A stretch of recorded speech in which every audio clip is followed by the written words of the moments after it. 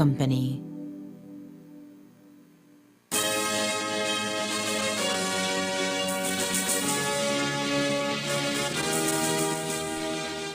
Tonight on CTV3 News, Tourism Security Corridor Assessment Meeting held in Corozal.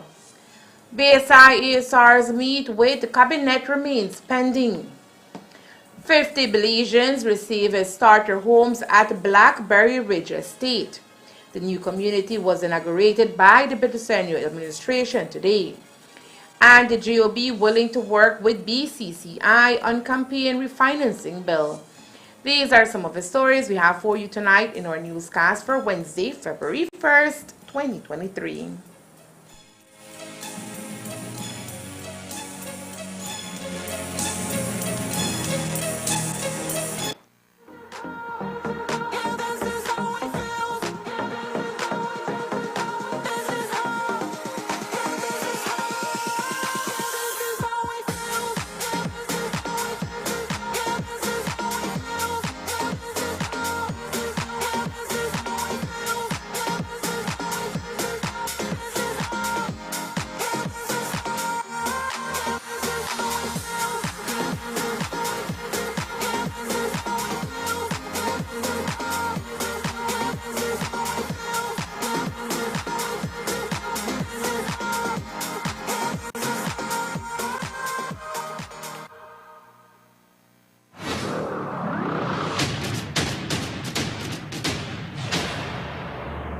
I am ready. You are getting the new and improved me. This is nice.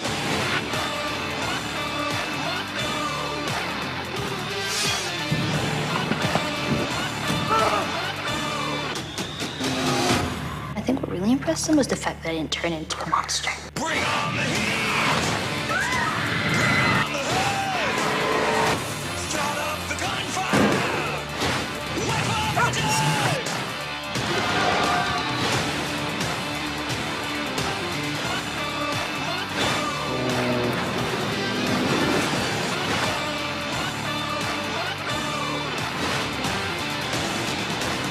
It's about a relationship that hopefully many people can relate to.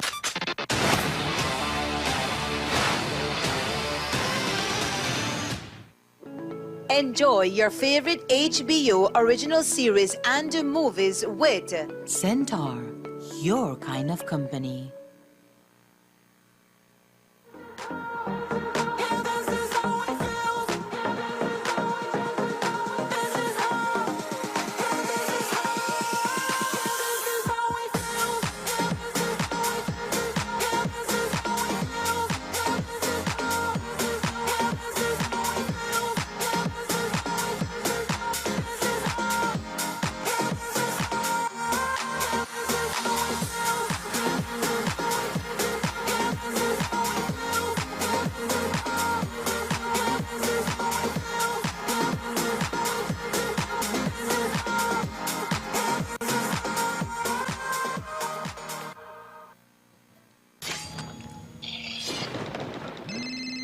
Hello? Velma Dinkley speaking. Hello, Velma. Do you like solving mysteries?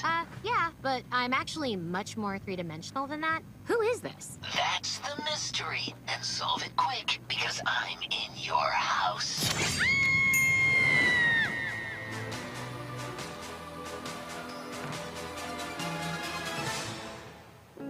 Enjoy your favorite HBO original series and movies with Centaur, your kind of company.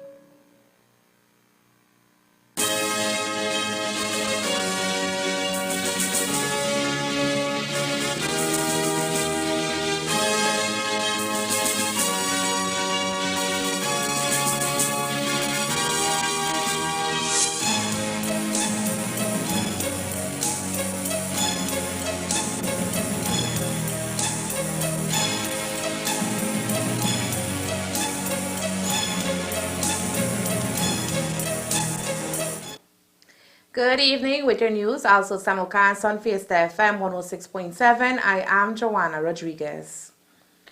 Tourism in Belize has grown considerably recently, and it is now the second largest industry in the nation. In fact, the government of Belize has intentions to use tourism to combat poverty throughout the country.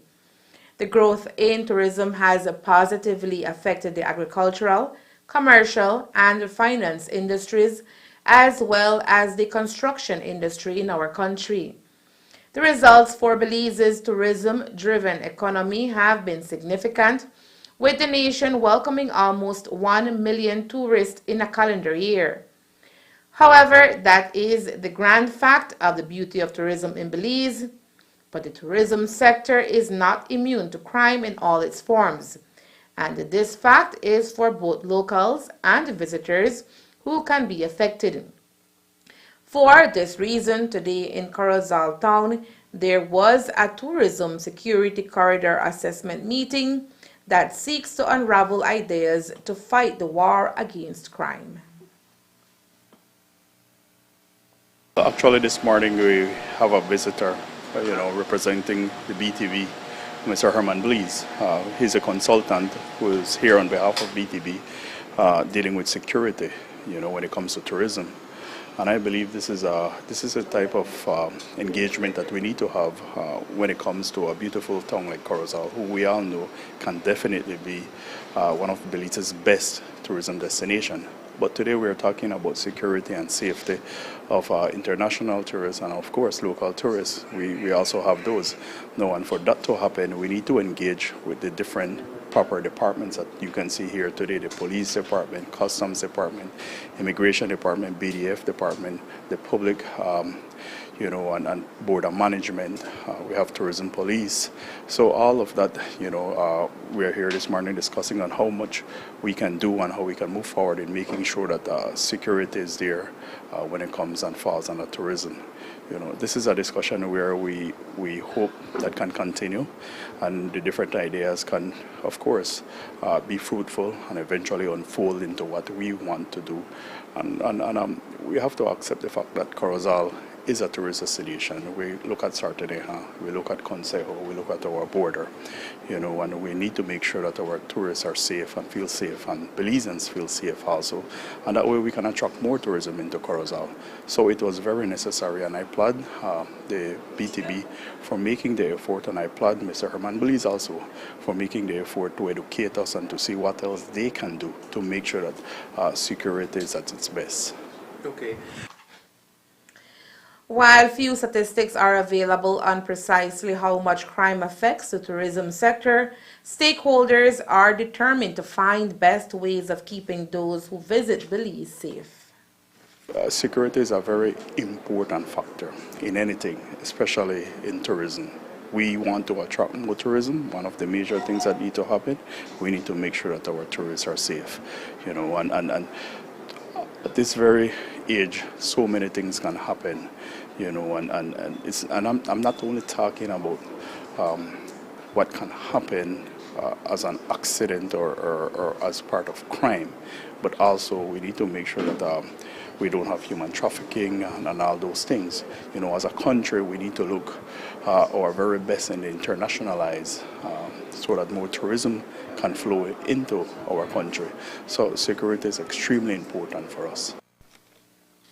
Tourism security should also encompass Belizeans who are at times trapped or barred from accessing waterfronts, because especially in expats populated areas, residents construct cement walls or place visible barriers that impede visitation to these waterfront areas. We questioned the Corozal mayor on that. Here is what he told us. Well, hence the reason why programs like this morning is very important for our locals also, and for the people who own the land, and with the guidance of BTB and everybody else, all the entities who are here, we can ensure that we educate our people what rights we have, and the owners of a property also knows how far they can go. So that is the reason I applaud programs like this morning. Yeah, because you might or might not agree with me that some of these properties even have barriers, and which is illegal. Right, and education is very important so that the property owners can know how far they can go with their property. The itinerary for those involved ended today with a visitation to the northern border, followed by visits to various cultural sites in Corozal. The group is scheduled to visit the villages of Sartaneja, Copperbank, and Shunush across the Corozal Bay to continue the discussion. We note that there is no timeline set for the presentation of the strategy or its implementation at this point in time. A similar exercise is planned for stakeholders and the local government of Orange Walk Town, scheduled for Friday. Skyrocketing fuel prices and an increased cost of living continue to burden consumers in Belize and across the globe.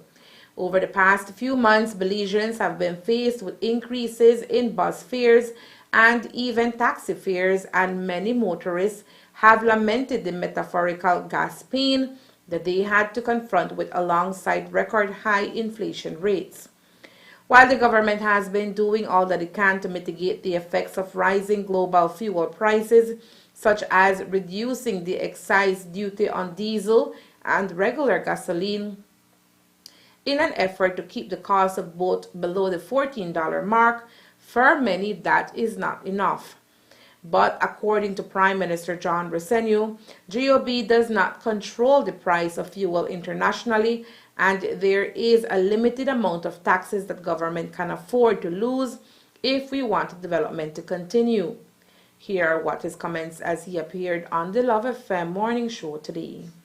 We have no control over the price of fuel. It's international, and the prices now, I noticed, have been starting to trend up again. Yeah. And obviously, the war in Ukraine is not making it easier. It has created these problems within. But what we're trying to do is to try to maintain it as best as we possibly can. We have been cutting our taxes from fuel, but as I've said all the time, fuel continues to be an important source of revenue for the country. Right. I mean, we want to do the national health insurance. We're going to roll it out to Orange Walk in the new financial year. So once we do that, we're going to have approximately 269,000 Belizeans covered under NHI. We want to start to roll out the free education program now into the south of the country. All of these things cost money. So, and this is to be able to help our young people, to help our impoverished people. We continue to try to fix our infrastructure. Housing, to the 50 houses we're going to give to, these are low-cost houses that is partly financed by government, partly financed by the individuals. We need the funds. We need the money to be able to reinvest it back. So I wish I could say, we could get rid of all of the taxes, but we can't. We've been cutting the taxes. We're collecting a lot less taxes. I think last time it was about $30 million less we collected so far for this financial year because of the cuts to be able to try to maintain the tax. So otherwise, it would be much higher. Oh, no, it would have been a lot higher. You see, we did not control the one in regular premium, and that they have $16. Yeah.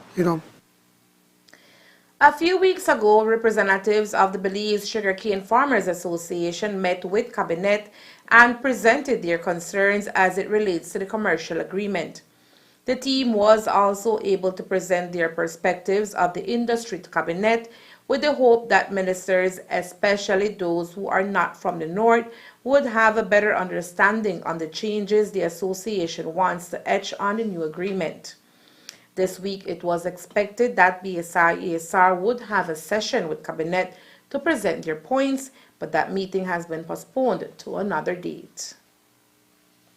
This coming week, ESR was going to make a presentation, but I don't think we'll be able to do it because Minister Mai is not going to be, will not be able to be in Cabinet here, and the Foreign Minister of Government Business to attend to in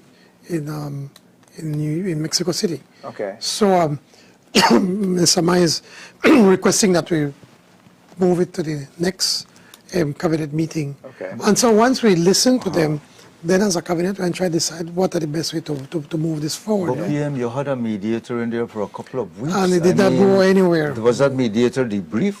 That No, person must know what well, the mediator, is. according to them, felt that that she should not give the report to no one. So we were hoping we could have get a report. Well, that was a wasted exercise. I mean, that's why. Because she was mediating between those two she's parties. been in the belly of the beast. Well, it's those two parties that actually employ Well, they her wanted voluntarily.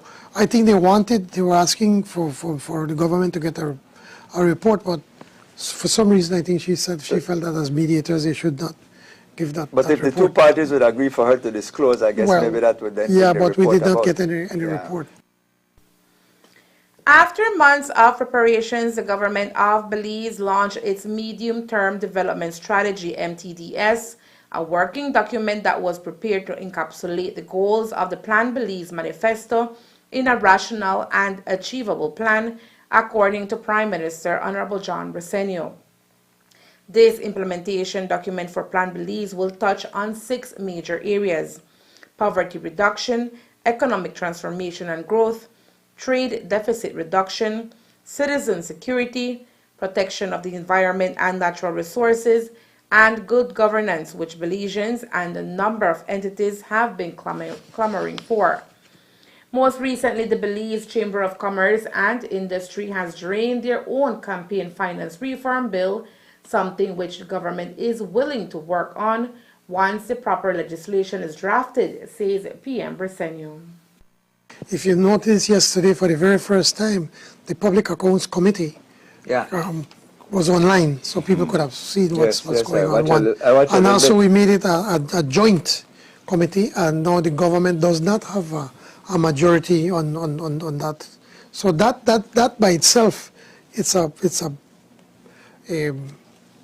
a major accomplishment, because now the UDP can, or the opposition, can call ministers, can call governments to account on whatever is going on, and looking at the accounts of the monies that has been spent. We already have the unjust enrichment piece of legislation that we've introduced. We pass it on to the unions. We have several pieces of legislation. I remember all of the names, but I could send them to you, or if I look up into my phone, of what we're doing. But we're doing a number of things. Anything on campaign financing? On campaign financing, we're still working on trying to find the right legislation to work, because it sounds good, but look at the United States. You know, they have campaign legislation, and look at what's happening. But it's still better than ours. But, it's still better than ours in a sense. I don't really think so. You don't think so? No, because when you look at the billions of dollars, you know, the president of the United States, they spend almost $1 billion now to get elected. So it's not better. Well, so, at some point in time, somebody's held accountable, and I think it all comes down to that. But I know the point you're driving at is that we don't have, and we were working on it, and we will have, but we just want to make sure that it is legislation that can work, as opposed to just say, all right, you just put something there just to say put it, Well, and then the it's going to be a job. DCCI is spearheading. Are you going to work with them, or? We're prepared to work with anybody, including the opposition.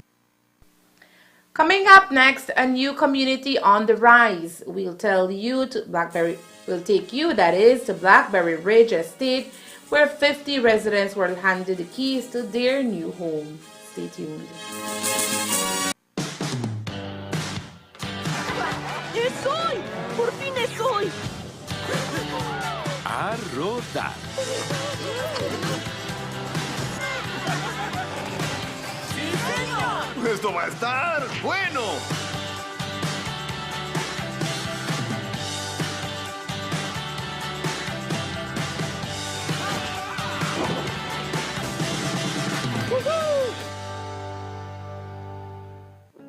Enjoy your favorite HBO original series and movies with Centaur, your kind of company.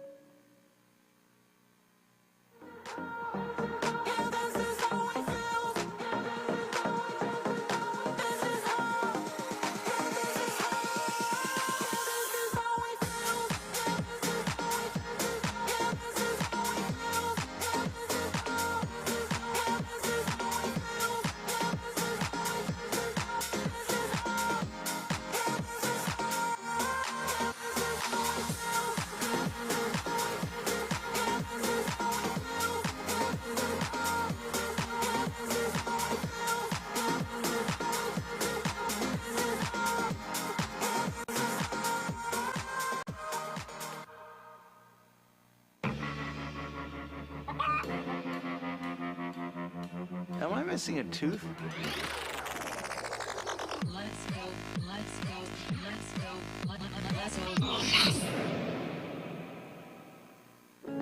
Enjoy your favorite HBO original series and movies with Centaur, your kind of company.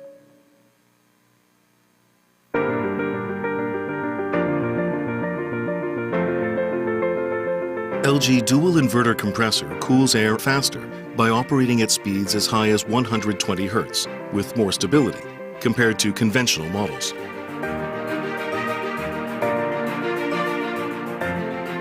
It also saves up to 70% more energy by operating at speeds as low as 10 Hz with more stability.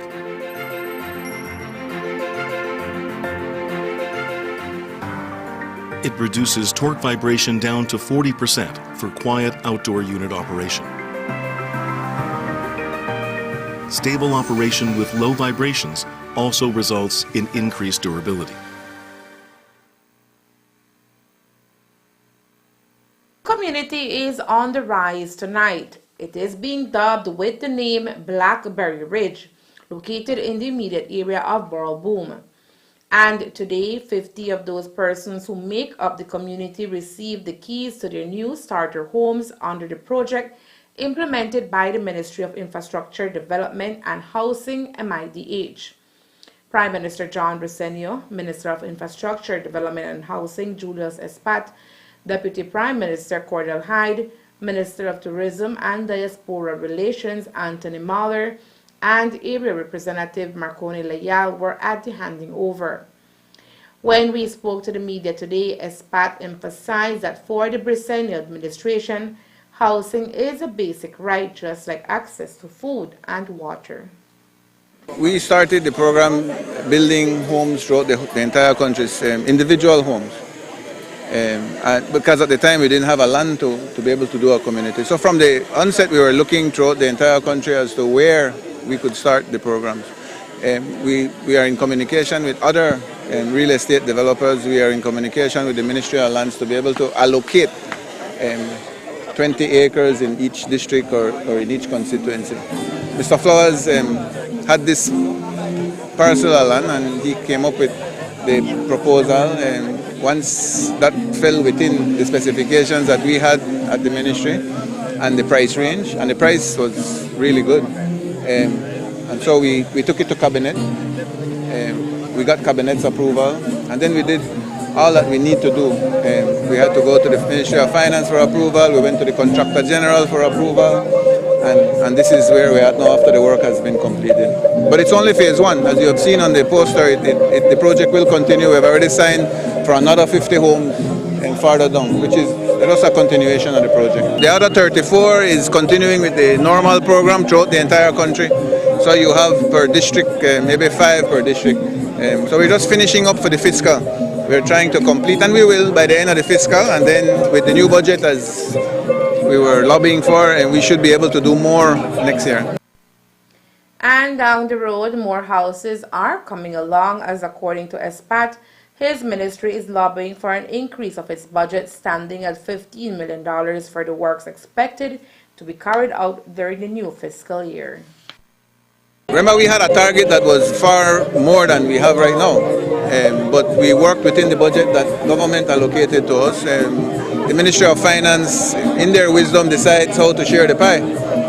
We had to prove to them in the first 2 years that what we said we would do, and we were efficient in it. We have shown them that everything that we have proposed, we have completed. And so I think that gave Cabinet and the Prime Minister incentive and trust to be able to give us more financing to continue. But as I said, 5 or 15 million compared to $1.4 billion is not a lot if you look at percentage-wise, but for us, it's 5 million more than we had before. And now it will be 15 more than we had before. So we work with what we have. I have spoken to the Ministry of Foreign Affairs, who are now in contact with other lending institutions, and they seem positive. We got a letter the other day from a reputable country that is interested in lending us very affordable rates. And the Prime Minister and the Ministry of Finance and everybody is out there lobbying for other countries to see if we can get some grants. And so we're working as hard as we can to get as much as we can. Do you feel like maybe you shouldn't have promised that 10K if you know you wouldn't be able to deliver it? I believe in shooting for the stars, and if you could reach the moon, then that's even better. So you have to have an ambition, you have to have a goal, you have to try as best as you can to reach as high as you possibly can, and that's what we're doing. Each new homeowner is expected to pay $100 monthly towards a dwelling, which can be considered doable once employed. However, the future is untold, so what if someone defaults on payment? This is not a private enterprise. This is not for profit. This is a social program. This is a program designed to help people. And yes, you will have some that will probably not be responsible for whatever reason to achieve that payment. I think we will have to sit down collectively between the area reps and see how we can assist, because in reality the people are in need, and we try to make it as affordable as possible, but even that sometimes I think you will have some difficulty. But what's the purpose of this program? The purpose of this program is to enable people to have a better life, to give them a chance to be able to compete in life, and we can't look at only the negative. That comes with the package, but we have to look at the positive and work with it. That's why we are implementing other programs, the agricultural program, to see if they can make some benefit. We have some lots available that I am putting together, maybe 3 or 4 lots free of cost that I will be offering to the Radical centers, to see if they're interested in coming here, because once we finish 50 and another 50 and maybe 100 more, you will have a concentration of people that gives you an ability to create industry. As you've seen, we will be putting in a daycare center, we'll be putting in a substation for the police, we'll be putting in a health center. We have already put in the bus stops, we are looking at bus runs right now. So it's just the start of a project. But the end result and the end purpose is to help people that can't help themselves at this possible time. With the cost of construction material and labor at an all-time high, ESPAD says the starter homes are affordable for families that wish to own. The difference with this project and the other housing projects is that it is done at an affordable level. You have to understand, the other projects that were done were 2-3 bedroom houses with mortgages of $500-800 a month that people could not afford. So you were in reality putting them in a situation that was not real. And so they could afford it maybe for a year and they abandon it. So that's why this one is totally different. It was done heavily subsidized by government. It started at 66%, now we're at 75% subsidy. I don't see anywhere in the world that is done. And we have been battling and paddling against the tide because people believe that people should buy their own thing. But I believe and we believe that you have to give people a fighting chance. Give them an opportunity. And then if they can't do it after that, then it's up to them. But we will give them as best as we can that push. Sir, can you talk about the houses construction in relation to climate resiliency? Climate resiliency is a technical term. It's basically to design homes that can resist the changes in the weather patterns that are happening. More rainfall in the roadways. We try to build the roads higher because the flooding is higher. And in this case, we know that we are in a hurricane area. So we've done this one are prefabricated homes, concrete. And so they should resist winds to a certain level. The land is high enough that it should resist floods to a certain level. But climate resilience changes as the years go by, because you got El Nino, La Niña. These phenomenons affect how the weather comes. And we used to get hurricane, every 20 years, you say, every 10 years. Now they are more frequent and they are coming with stronger forces. So climate resilient is a concept where you design something to be able to resist as best as you can the natural environment. The future goal is to build 10,000 starter homes for 10,000 families and will be distributed across the country. On January 26th, Prime Minister John Bresenio rang the symbolic New Year's Stock Exchange bell, signaling the start of a new trading day. For the PM, it was a privilege to have been invited to ring the bell, kicking off the day's stock trading.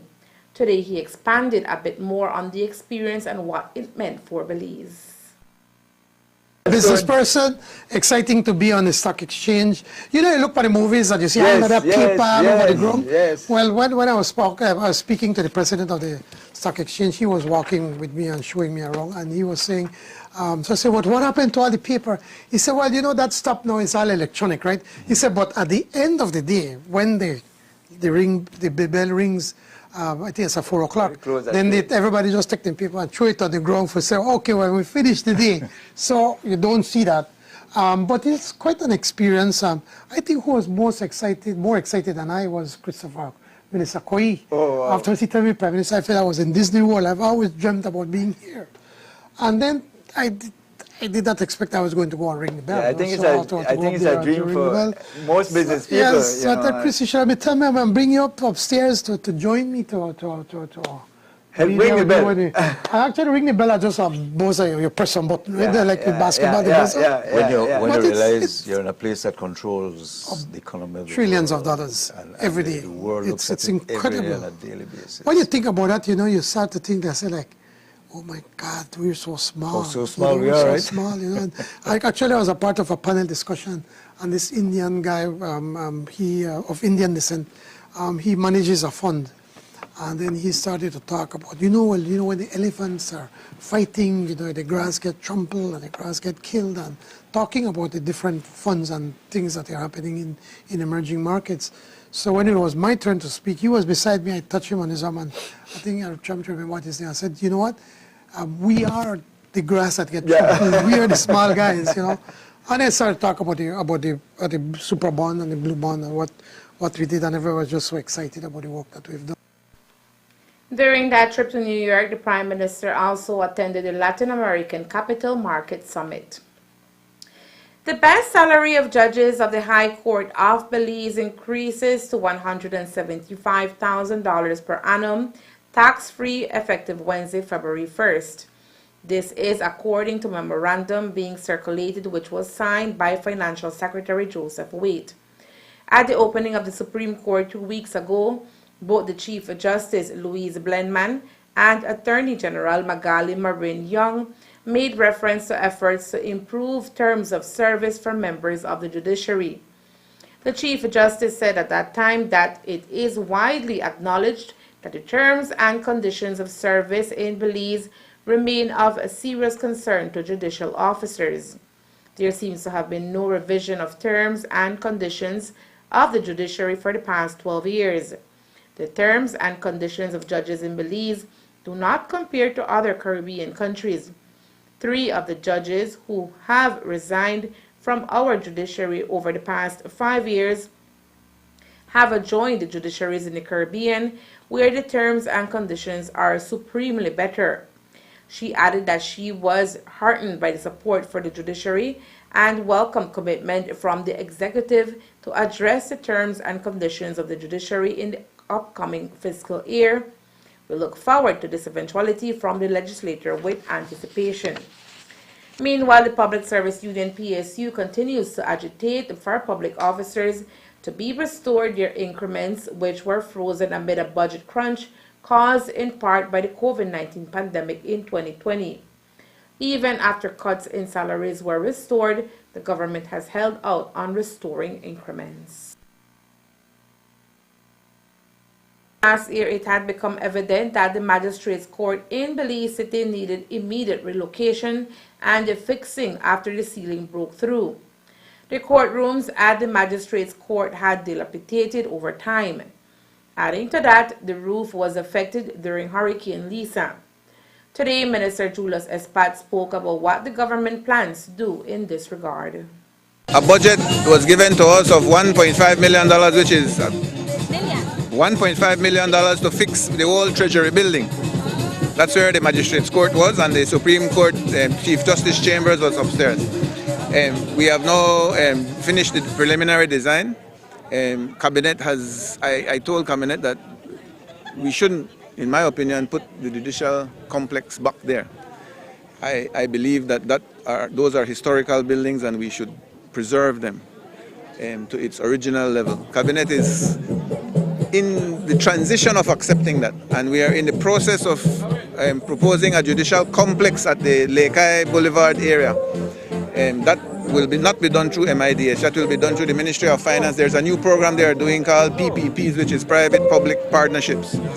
So the concept right now we have done is we are started to remodel the roof of the old Treasury building. So that will be the first phase. And then from there we'll go and do the remodeling of the rest of the building. So that's online already. I think in about a year you should have the building to an acceptable level. And then by that time government will decide what is the end use of the building, and then we will be able to complete it. I hope it will become a control center and a museum. I just think that we have lost all our old buildings. In fact, we don't have any. And we should. The city needs something where we can remind ourselves where we came from and where we are. I think that's a part of our culture that we have to look at. $1.5 million is what has been budgeted for this project. Last night we told you about the first of its kind recorded meeting that was summoned by the Public Accounts Committee. This body is governed by the Finance and Audit Reform Act of 2005, Section 16, and is required to conduct and report to the National Assembly the results of a financial audit of the national accounts of the government of Belize. Well, after the PAC's first public hearing afforded to all media houses in Belize, the Honorable Julius Espat, who has been vocal on the PACs, was asked about his thoughts and opinions. I was happy that for the first time we had a public hearing that went live. That is an achievement by itself, and everybody in there say, but why? And I'm telling them, it doesn't matter, we are not here to solve everybody's problem, but the mere fact that the JPAC can go public and people can see it, it raises the level of transparency, because it allows you to discuss the topics and then people could be aware. Then the NGOs take over, then you guys take over and ask the questions and follow through with the information. It's not hidden anymore. Well, before you could, I mean, Marisol has been with me from day one when we try ask all kind of questions, and you know what, even you're going to the room, and now that's illegal. So I think it's a great step, but it's now the chairman's role. I am only a supporting member. I will lend her whatever support that she requires, but it's her role now. And this time you've had more members from the government side showing up based on the noise that we made. Well, they don't really got much members, you know, so so that's their problem. But also that you finally, it seems, will be able to make progress, because it seems you've all been able to decide on what year and so reports you look at. Marisol, in the hearing, and you need for the accountant general answered the questions that we were asking for so long. Why this is not done? And she was hired last year in July, I believe, and she has started to put in place all the pending items that were backlogged. And she has promised by I think she said July or August, all the backlog will be completed, all the financial statements, everything that the Auditor General and JPAC were complaining about. I was really impressed with her. I believe you should sit with that lady and give her an interview so she can explain. And it's first time I met the lady, she has 25 years experience coming out of the Treasury, so she's not somebody that is just been put there. She's extremely knowledgeable, and so it gives me hope that we are going in the right direction, that all the problems will be solved. Never, but little by little, steps by steps. And I insist, it's you guys, it's the NGOs that have to be the watchdogs. Everybody has a role, no? Good. Thank you. Thank you, sir.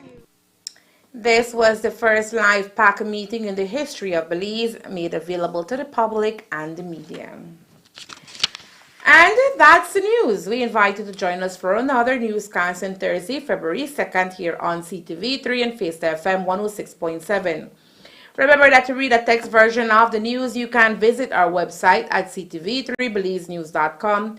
You can also log on to our Facebook page for current stories at facebook.com/CTV3BelizeNews or our YouTube channel at CTV3 News BZ.